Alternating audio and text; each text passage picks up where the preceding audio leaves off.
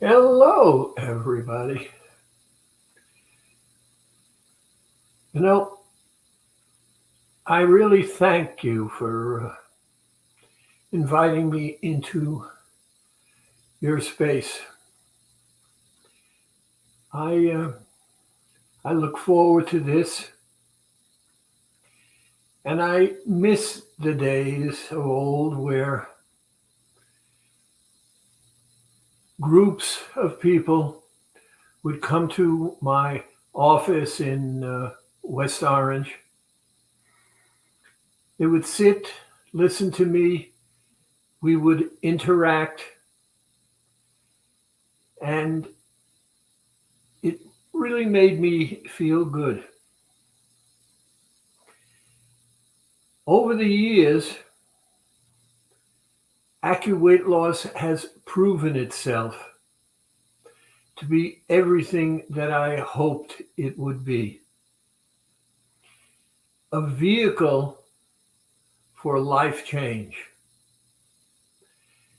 And the topic I've chosen for tonight is, do you have to deprive yourself in order to achieve success?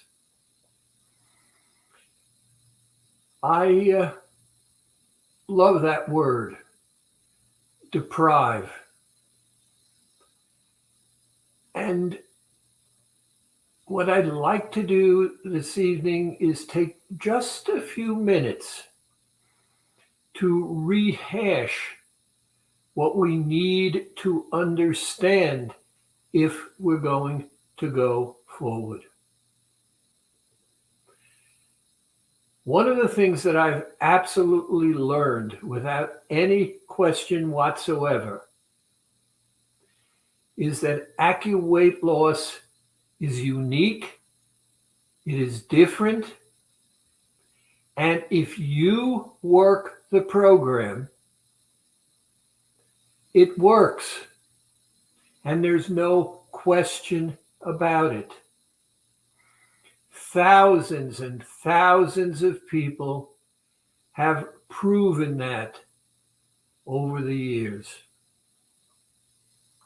Now, the big question is, what is the resistance to dieting?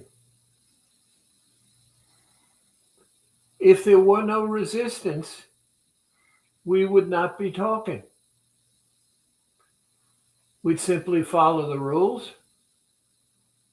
The rules work. We've promised for over 20 years 15 pounds minimum, only fat, in total health. And thousands of people have done this. So why are we sitting here? And why do I title tonight, Do You Have to Deprive Yourself in Order to Be Successful? First, what is the resistance to dieting? And the answer is habit, lifestyle, change, newness, difference.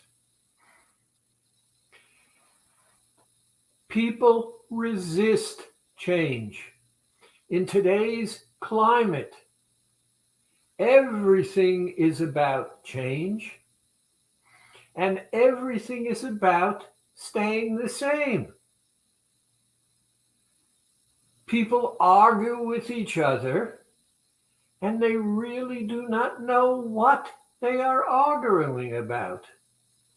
And the reason is they have not clarified in their minds what is it all about. So, question number one, I want you to ask yourself, What's going on in my head that says to me, I want to lose weight?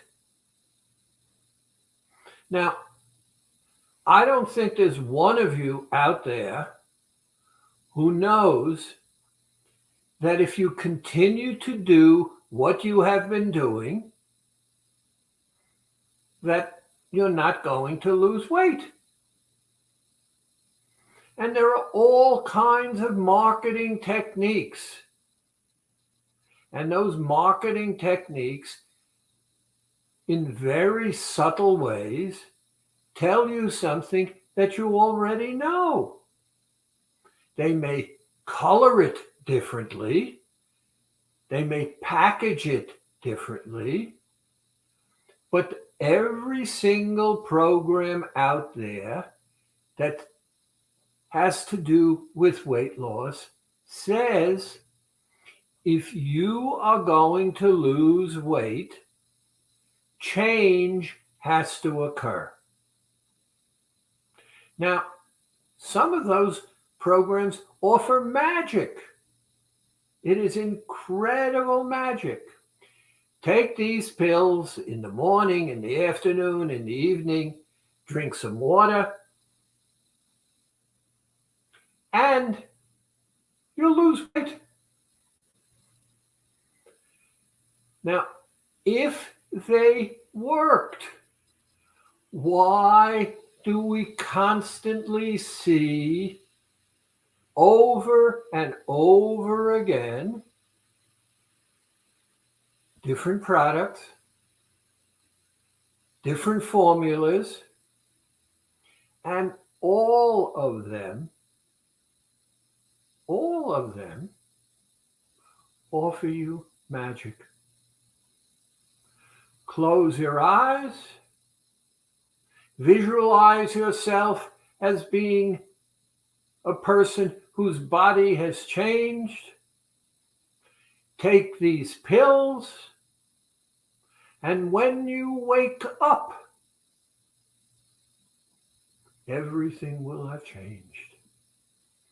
Your body will be what you want it to be, and the magic is very simple.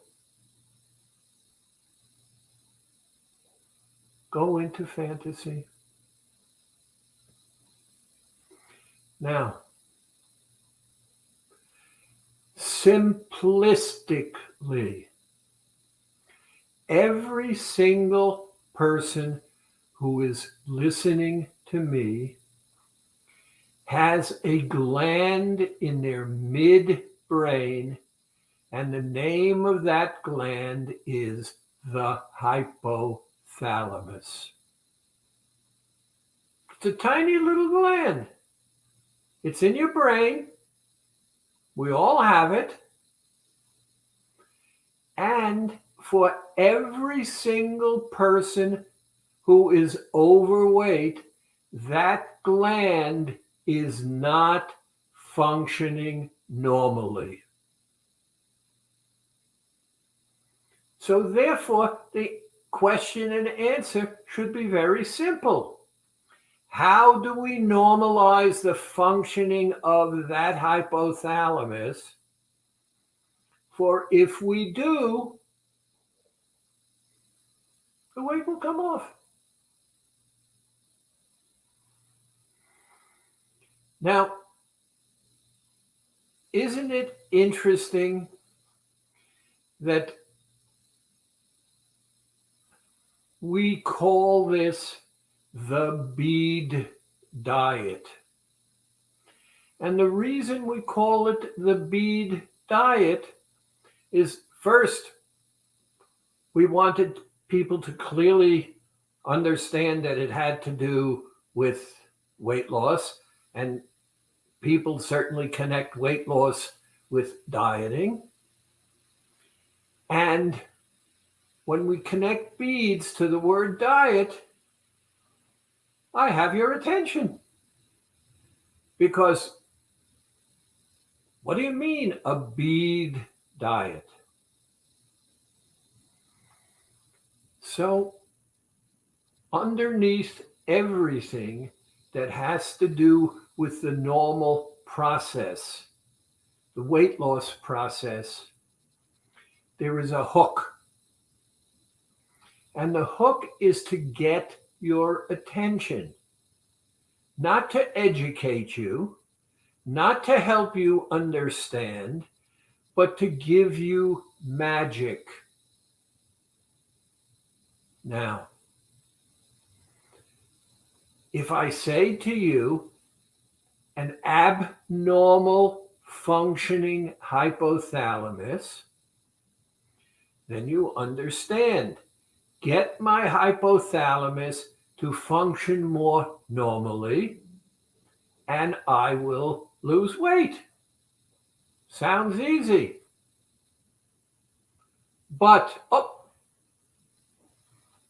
there I go again.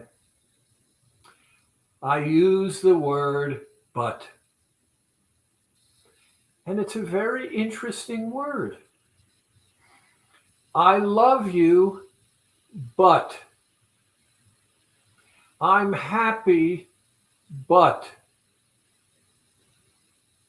I like living here, but. Did you ever stop to think that the moment you use the word but, you erase everything that went before? Either I'm happy or I'm not. Either I'm dieting or I'm not. Either I love you or I'm not. The moment I use the word but, I qualify everything that I have said. Now, part 2. Do I have to deprive myself in order to achieve success? Well, what does the word deprive mean to you? I can tell you what it means to me. The moment you say you're going to deprive me, you're taking something away from me. Now, what is it that causes this word deprivation to be there? It's very simple. If I continue to do what I've been doing and I don't change what it is that I've been doing, I will not achieve what it is that I say is my goal. So in order for me to lose weight, I need to change.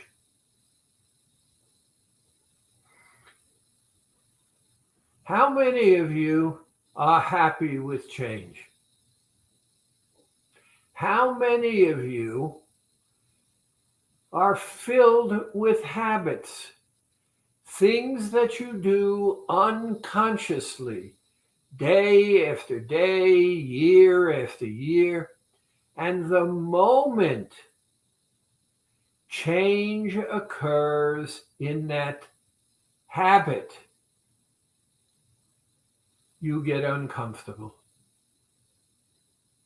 Now, the interesting thing is habits have to do with lifestyle. They have to do with change, and they have to do with newness. I don't know of anyone who has a habit who will say to me, When I try to change that habit, it makes me uncomfortable. And the reason is habits are old repetitive behaviors that we put in place to give ourselves what we believe to be comfort. Habits are not necessarily good or bad. A habit is a behavior that you have implemented in your life over a long period of time by repeating that behavior, so that your behavior, your lifestyle makes you comfortable, and therefore you repeat it. Along comes Dr. Schwartz and says, if you're going to lose weight, you have to give up your old habit. Now, the moment you hear, I have to give up my old habit, the discomfort filters in. Now, the key here is to understand that what we are talking about is psychological. It's mental.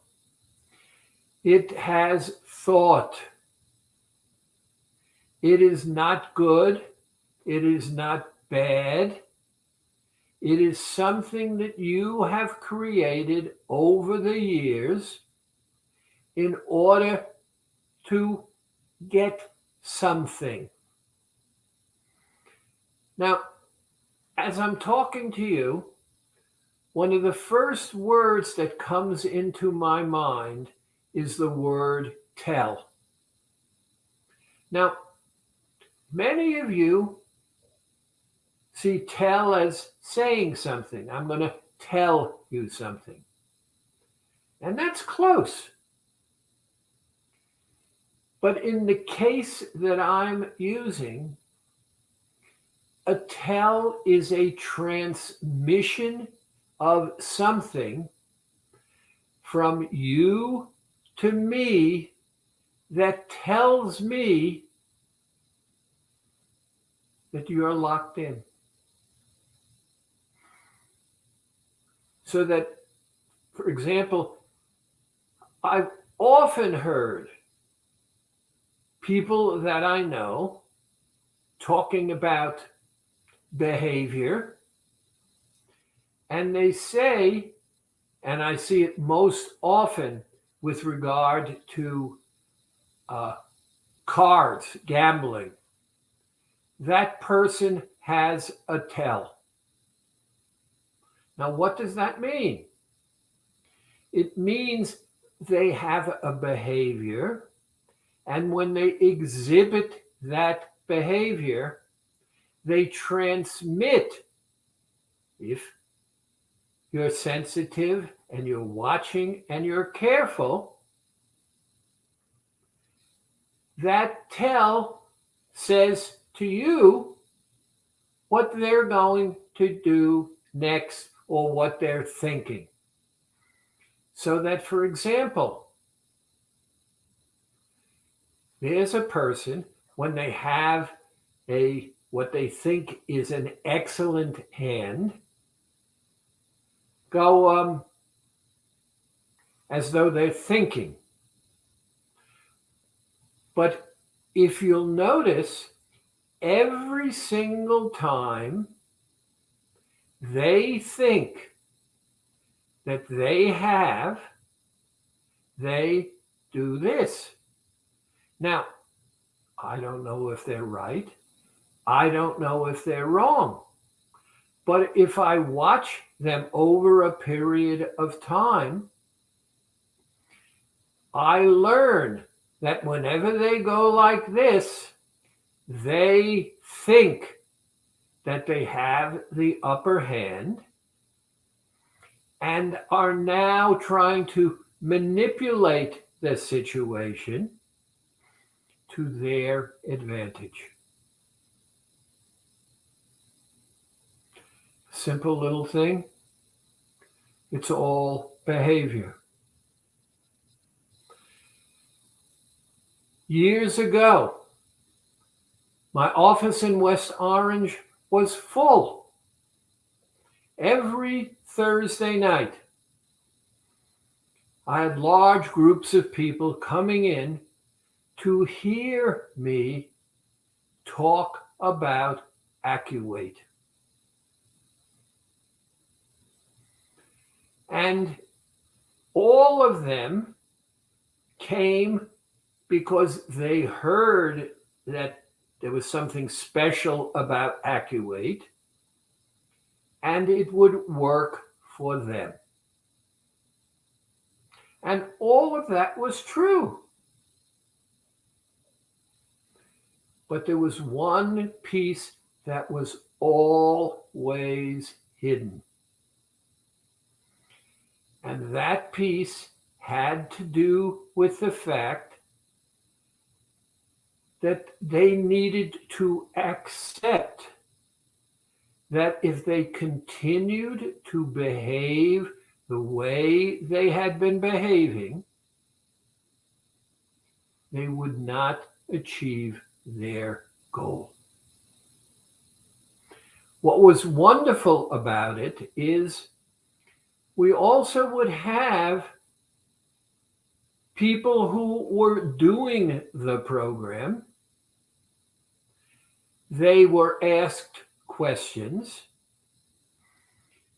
The questions had to do with the specifics of the program, what you eat, how you eat, when you eat. And they would say, I do it and it works. And I'm so happy that I'm doing it that I came here today to let you hear from me, because it's going to make me feel good if you do what I'm doing and you have the same success that I am having, then I'm doing something wonderful. The word deprivation never showed up. And the reason the word deprivation never showed up is because it's not a real word. Remember, the key to deprivation has to do with habit. You're taking my habit and you are changing it. Because if I continue my habit, you know and I know, as long as you keep that lifestyle the same, you're not going to lose weight. I had a woman this morning saying to me she had a hard time understanding why, and she had read it in a book someplace, that having salmon was healthy. I said to her, you're absolutely right. Salmon is a very healthy food. She says, well, I have salmon once or twice a week. That's healthy. Why am I not losing weight?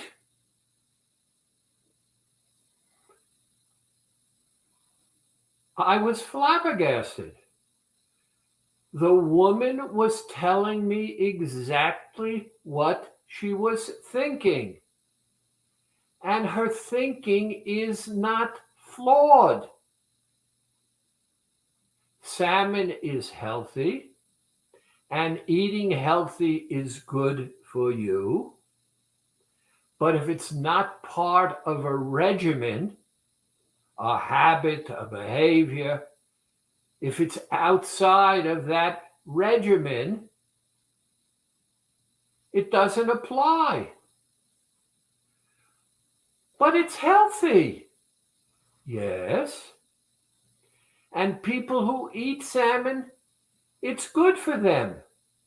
Yes. Well, then why, if I eat salmon,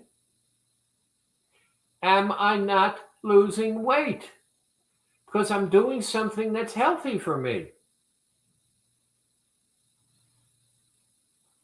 The answer is habit, lifestyle, change, newness, and altering. Hear that word? Altering your habit.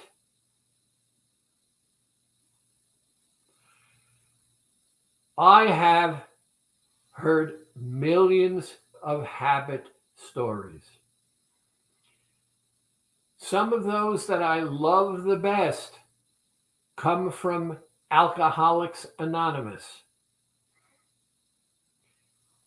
And the one story that I repeat over and over and over again is the man who gets up in the morning,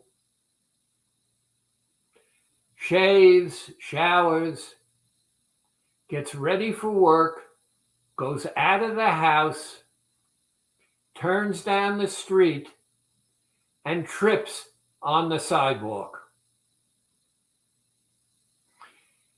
He brushes himself up, he gets up, and he goes on his way.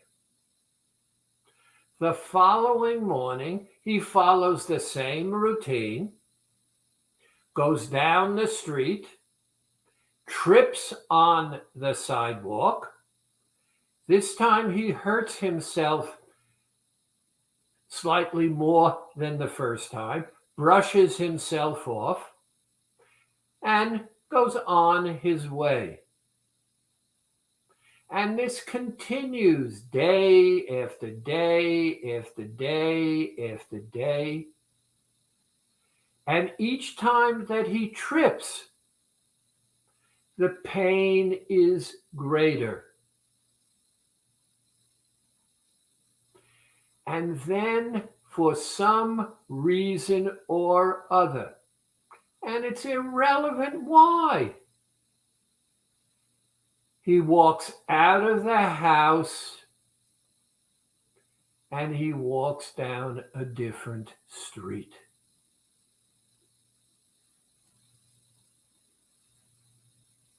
Very simple. His habit was controlling him, and he was controlling the habit. The habit is not necessarily good or bad, depending upon how you look at it. But the habit was not conscious. He was comfortable with doing what he was doing, and because his comfort level was such, until the level of pain got to him, he became aware of the fact that doing what he was doing caused him pain.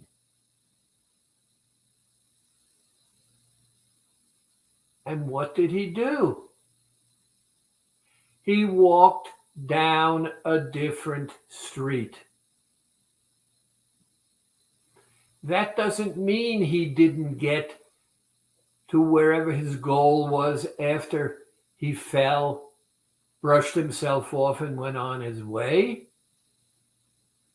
It means he did something to reduce the pain that he was feeling to stay comfortable.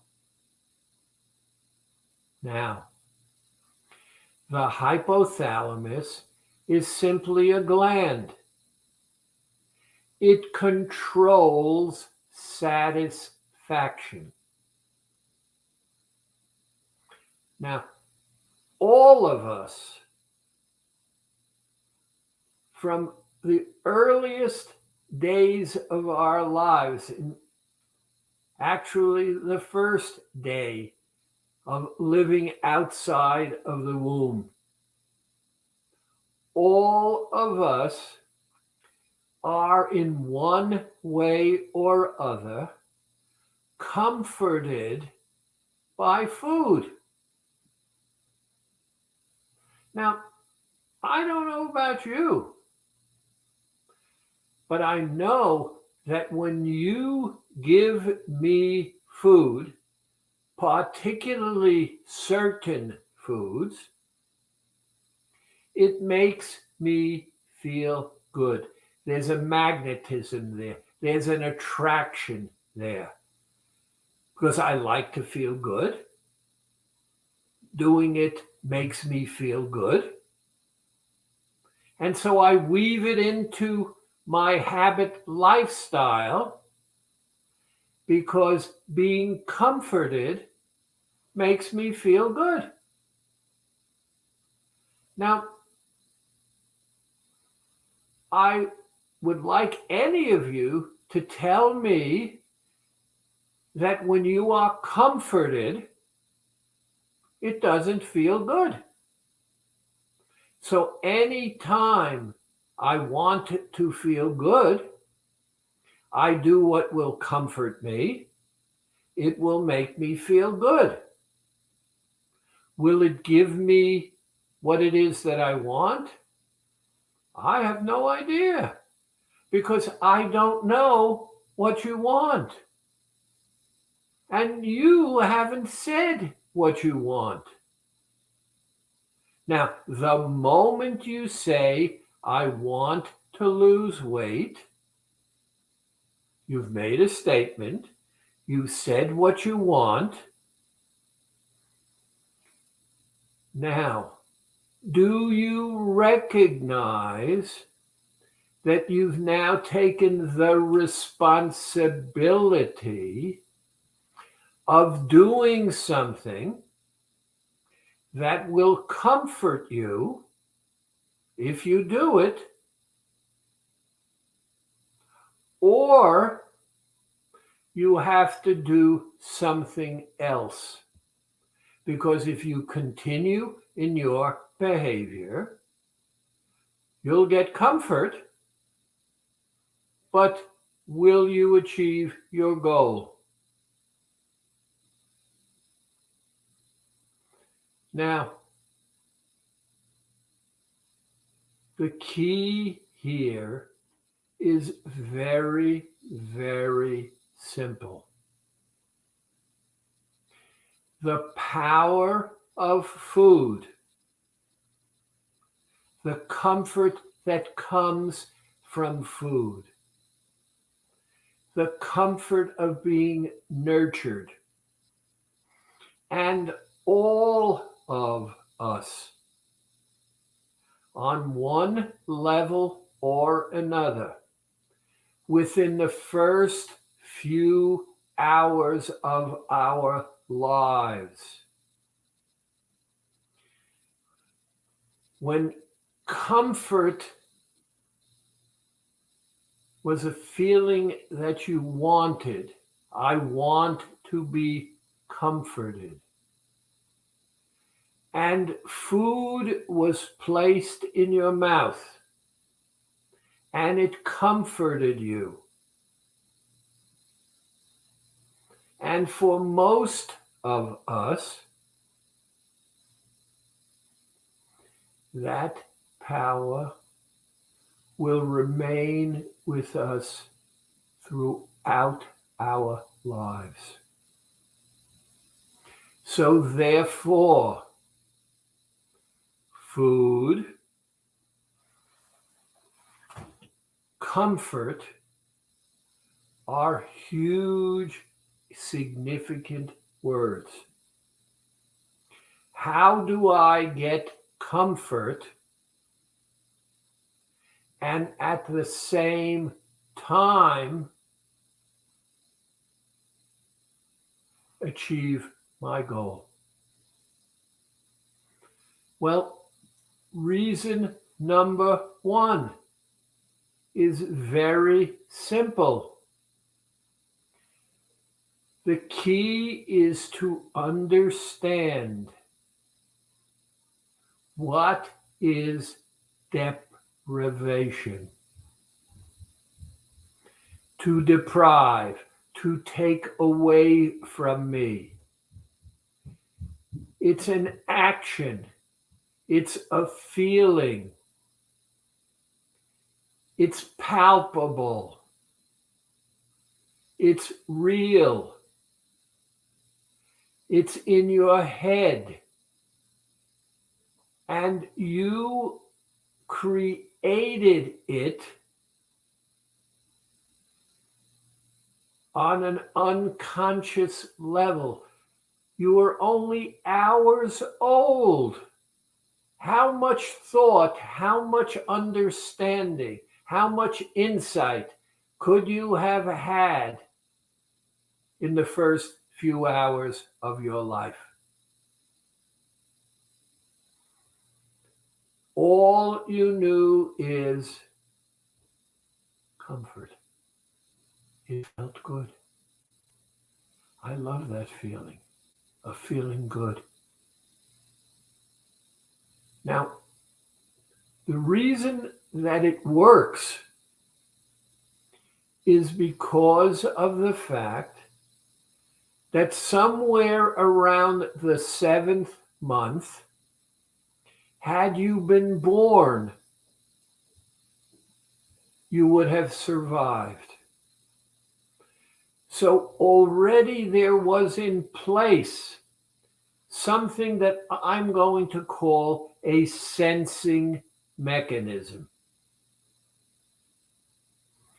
And you did not, most of you, get born at that time, but you stayed in the womb being comforted, meaning being totally taken care of for a longer period of time, usually 2 more months, while you got bigger and stronger and more developed. And you realize on some sensing level that you were being taken care of. It was comforting. You did nothing for yourself. Your mother did everything for you. She breathed for you. She fed you. She nurtured you. She comforted you. She kept you warm. And then between one instant and another, birthing took place. Out you came. Now, if you agree with me, there was some kind of sensing mechanism, then the moment had to be on a sensing level, scary, traumatic, because you went from 100% being cared for to 0. You are now in a position where you, helpless as you were, you still had to take care of yourself. Now, your mother was tired. She had gone through physical labor, and it's exhausting. So they washed you, they wrapped you up, and that was comforting because you were in the womb and now you were wrapped up again, so it felt kind of good. And you were put in some place which was, let's say, warm. Your mother took a nap. And when she awakened, because that's how things are done, she wanted to see you. So they brought you back, bundled up, warm. She was more rested. You began to fuss. Now, fussing means that you were not comfortable, or why would you fuss? Your mother read that in some way and took either a breast or a bottle, held you close and warm, and fed you. Food and comfort and warmth and safety all came together.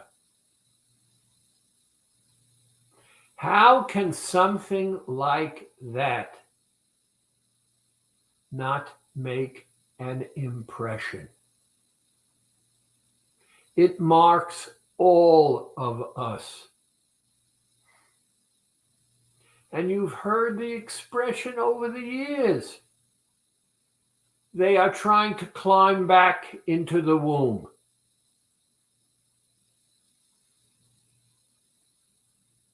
Now, do expressions like that come out of the air, or are they repeated time and time again because it is a belief on some level that speaks very loudly?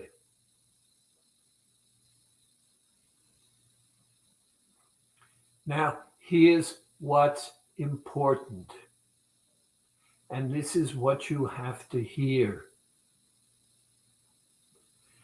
If you feel deprived, then you have not been honest with yourself.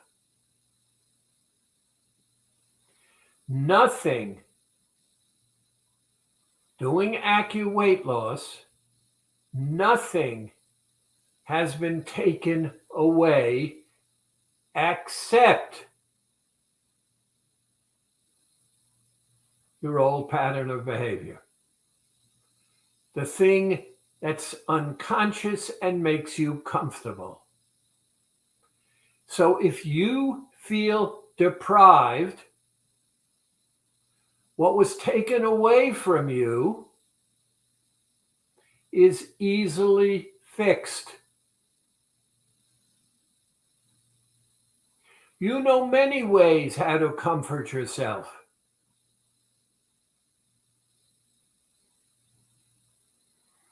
And if you sat here right now and I gave you pencil and paper, you could write down all of the things that you could do right now to make yourself feel better.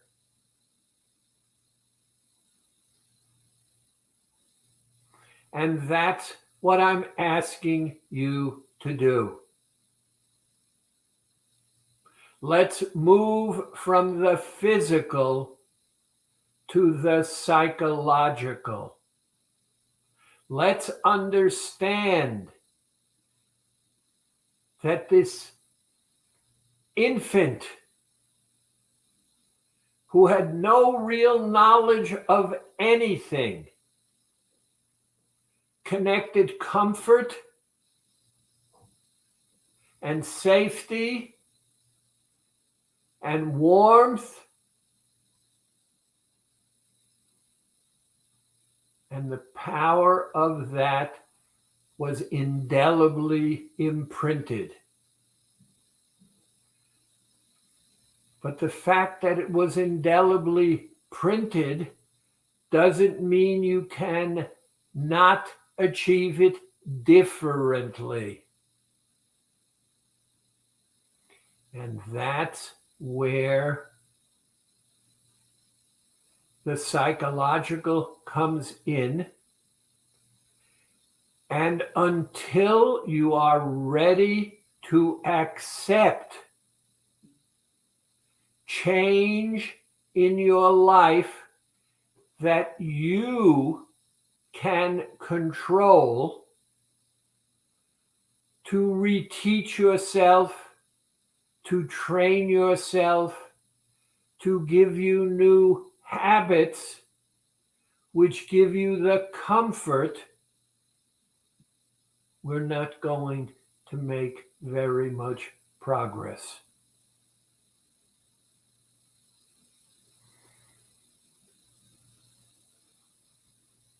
The reason I sit here and talk to you is because all of those years of being a psychologist and social worker taught me that unconscious behaviors are habits, and they were put in place over a long period of time because it made us feel good. But they are unconscious. And to make them conscious, you have to acknowledge that. And once you acknowledge it, we can then do things to literally change the overall quality of your life. And that deprivation is simply another word for doing it differently, and doing it differently makes you feel uncomfortable. Now, if you're afraid of discomfort, then stay overweight. Stay with high blood pressure. Stay with whatever it is. And there are many magic things out there that you can believe. If you stick with me and follow the path that you create, you'll understand your own tell. You'll understand how doing that made you feel comfortable, but deprived you, meaning it took away what you really wanted. So part of question number one is, why do you want to lose weight? And question number two, do you recognize that the word change does not mean deprivation? It means doing it differently. It puts you back in charge. It makes you the boss. And if followed through, it has the real possibility of changing your entire life. I'm going to take some time now to answer some questions. And here is the challenge.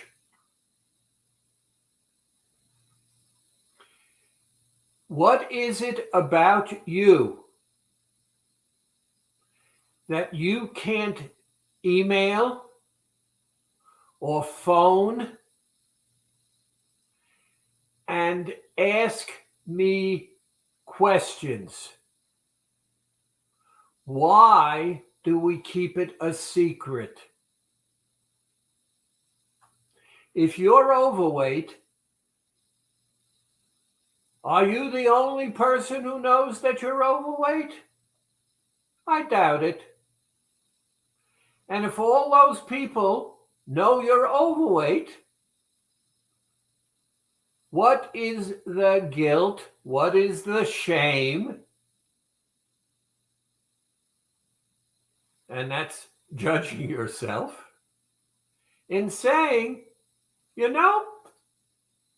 I am overweight. It's not good for me because A, B, C, D, E. And I'm going to change. And I am going to take charge. And I will achieve my goal. Questions. I need glasses. If I miss the hour to massage my beads, do I wait until the next hour or can I massage the bead within the odd hour? First and foremost, you cannot massage the beads too much.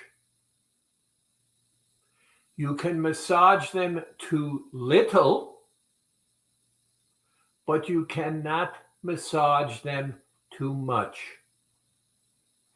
The massage of the beads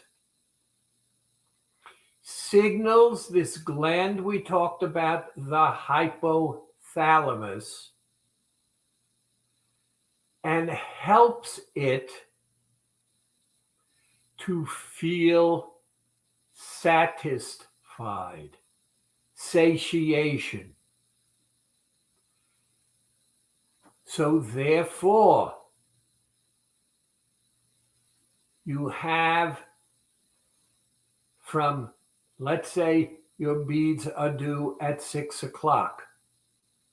You have from 5:30 to 6:30 to massage those beads and get the same effect. Next question. Maybe I ought to keep the glasses on. How much diet soda can I drink? Now, the key here is not how much diet soda can I drink. It's why are you drinking the diet soda? What's in the diet soda? Because diet soda in and of itself will not negatively affect. A simple example, when you drink water, it is pure. When you drink soda, it's no longer pure. It has additives in it.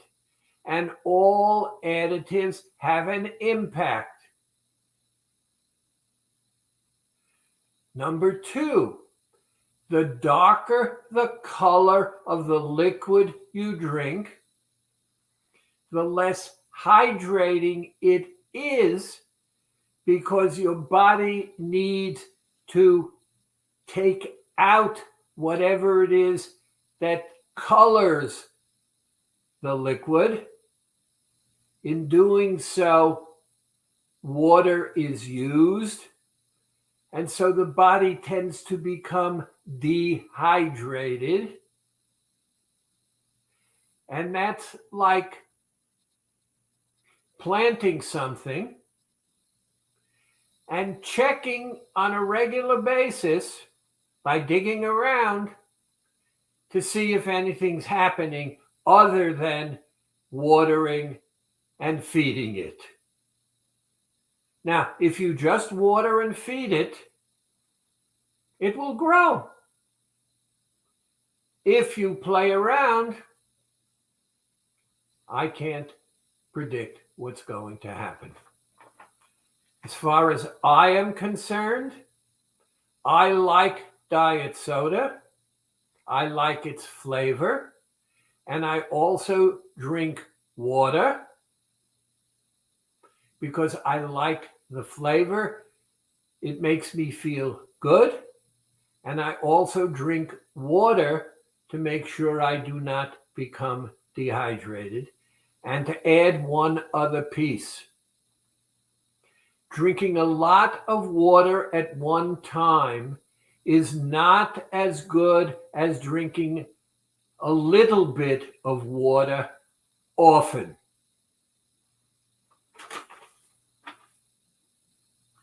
Is it okay when I'm on vacation, I eat after 6 the whole week?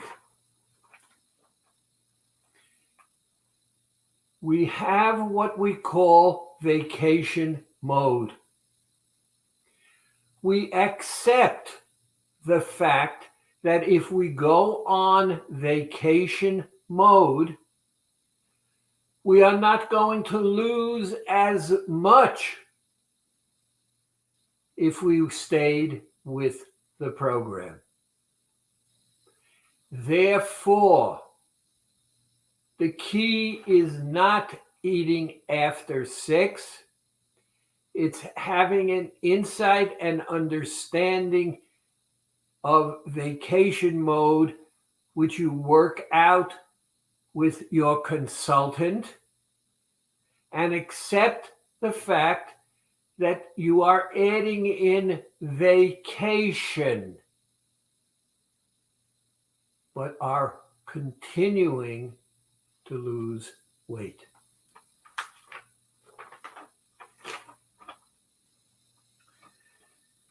I will be flying next week. Will the bead set the detector off at the airport? The answer is no. The beads will not set off the detector.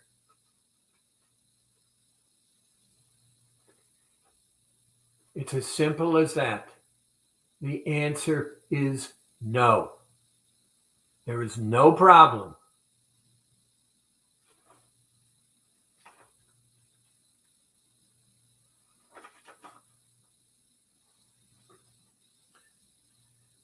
Will I see a difference in my body within a month? I would be exceptionally astonished if you stick with the program for 1 month. And one of the things I tell people to do all the time, take your camera. First day in, take a full face. Take a profile. It's personal. It's there. And now, every 2 weeks or every week, do it a second time, a third time, and a fourth time. The results, if you are doing weight loss the way it's prescribed, the results are exciting, they're personal, and seeing the difference is the bottom line. I want to thank you for sticking with me. Next week is the 20th anniversary of Dr. Chu having been in my life, and I'm going to introduce you to some things that I hope will give you insight and understanding as to why we are here, how we can change our lives, and how we can make our worlds a much better place to live. Thank you for listening. Thank you for your participation, and hope to see you again shortly.